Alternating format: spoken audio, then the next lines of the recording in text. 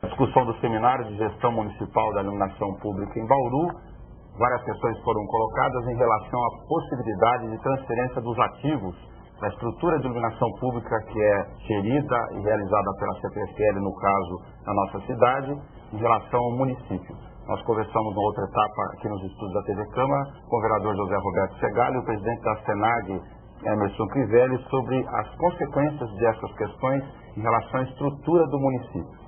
Tomando uma outra etapa da questão do seminário, doutor Segala, nos municípios pequenos, como nós observamos, inclusive num artigo do senhor, o senhor tentou fazer uma amarração dessas questões principais em relação às consequências, essa escala de transferência de serviços, ela traz uma maior dificuldade do ponto de vista da gestão do município. Um caminho, por exemplo, que o interlocutor da CPFL conversou com a TV Câmara, comentou, que ele tenta junto à ANEEL, é que essa questão da estrutura seja de livre negociação entre as partes. O senhor acha que pode ser uma alternativa? Eu acho que necessariamente tem que ser por aí, porque há prefeituras que têm condição de fazer isso, né? Há prefeituras que têm arrecadação, que permite a eles equipar a prefeitura adequadamente para ela mesma prestar esse tipo de serviço.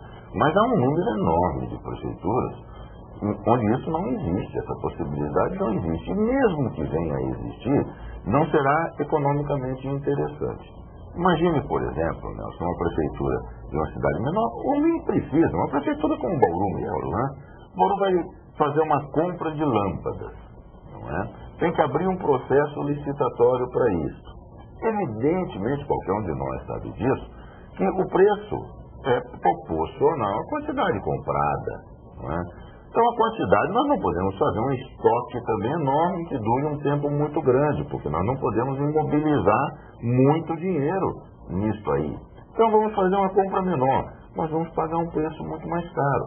A concessionária, por exemplo, quando compra lâmpadas para 200 municípios, 300 municípios que estão na área de atuação da concessionária. É um processo de negociação completamente diferente daquele que uma prefeitura vai fazer.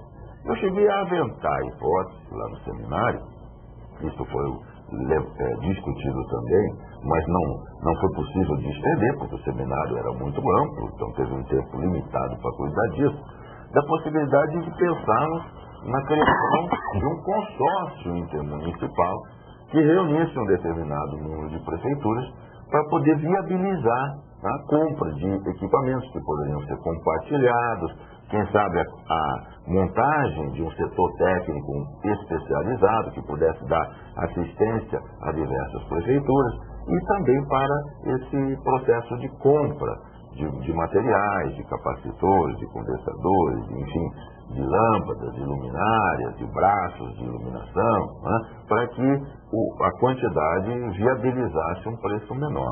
Isso ainda precisa passar por uma discussão mais ampla, porque também não é simples, então, um consórcio nesse sentido, até mesmo há questões legais que precisam ser discutidas para saber como vai ser dividido esse custeio, como se vai fazer na parte de comprovação, de documentação, de contabilidade, né, controlada pelo Tribunal de Contas. Então tem uma discussão que ainda vai ser travada no futuro. Mas se a ANEEL obrigar a transferência, não vai haver alternativa. Nós vamos ter que assumir isso, né? Provavelmente o que as prefeituras vão fazer é terceirizar, né? Mas o ideal seria que deixasse isso em aberto. Quem quer continuar do jeito que está, fica.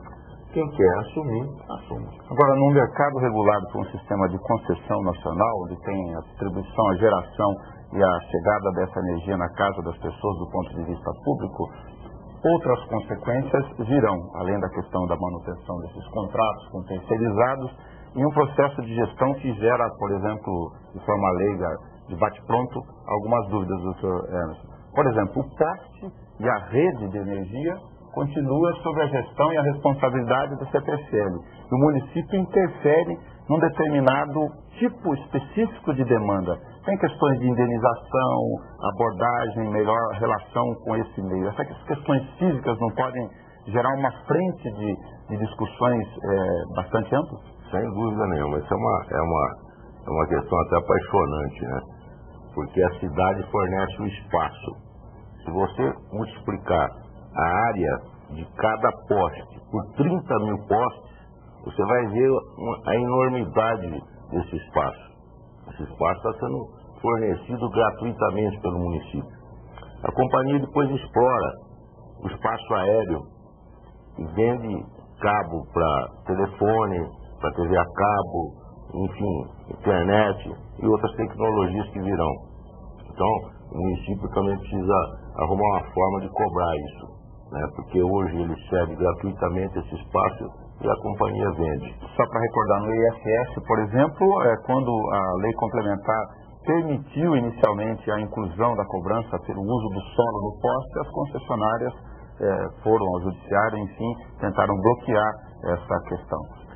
A coisa é complicada, porque vínhamos num processo das concessões serem estatais. Quer dizer, era nossa.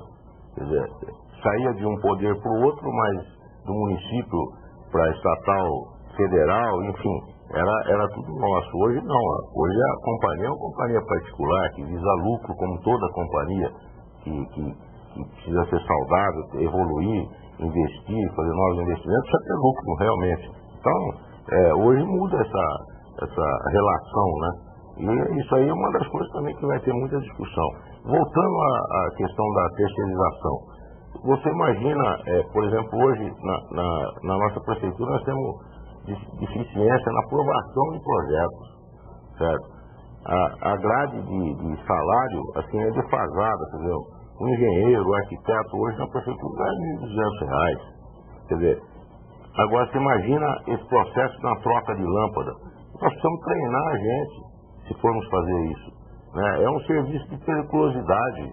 Quer dizer, não é qualquer um que pode subir no poste e ficar perto da alta voltagem, trocar lâmpada, trocar luminária. Então, isso realmente, esse trabalho nosso do seminário vai ter que continuar, porque tem muita coisa que precisa ser resolvida, né? Indenização, por exemplo, tem uma outra consequência, questão jurídica no tempo, eu estou enfatizando essas questões porque o seminário precipita essa necessidade de discussões que até então nós nem havíamos se assentado, que teremos que discutir e nos antecipar, até por uma questão de planejamento, porque se nem nas lâmpadas nós temos planejamento, quem dera se essa resolução transferir nesse prazo curto essa obrigação. Então, Nelson, o problema todo que a gente se assusta com ele é que a gente não vê uma mobilização das prefeituras, né, para que esse problema seja tratado a sério. A gente está discutindo isso no sentido de efetivar, de pôr para funcionar.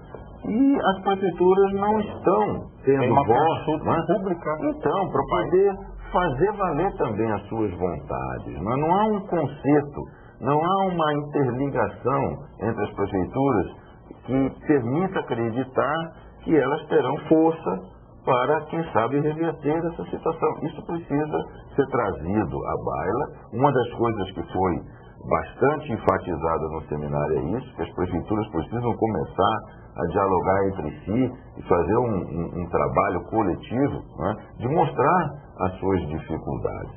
Então, eu queria também, Nelson, aproveitar para abordar uma questão interessante ligada a tudo isso, que é a seguinte. Nós discutimos no seminário o custeio desses serviços, né? E nós verificamos que existe um determinado número de prefeituras que não cobra a contribuição de iluminação pública que nós aqui em Bauru cobramos nas nossas contas. Hoje, cada munícipe em Bauru está pagando R$3 de CIP, que é essa contribuição. E é uniforme, é para todos aqueles que contribuem ao mesmo valor. Tem uma significativa parcela que está excluída, que são os de baixa renda, que não pagam, mas todos os demais proprietários pagam. Essa fatura não cobre no total? Essa fatura não cobre de modo nenhum, não é? Ela cobre menos da metade da nossa despesa mensal com a conta de energia. Aí as pessoas dizem o resto. Bom, o resto é dos cofres da prefeitura. Então, há uma resistência, talvez, em dizer, não, precisamos cobrar um pouco a mais nessa taxa.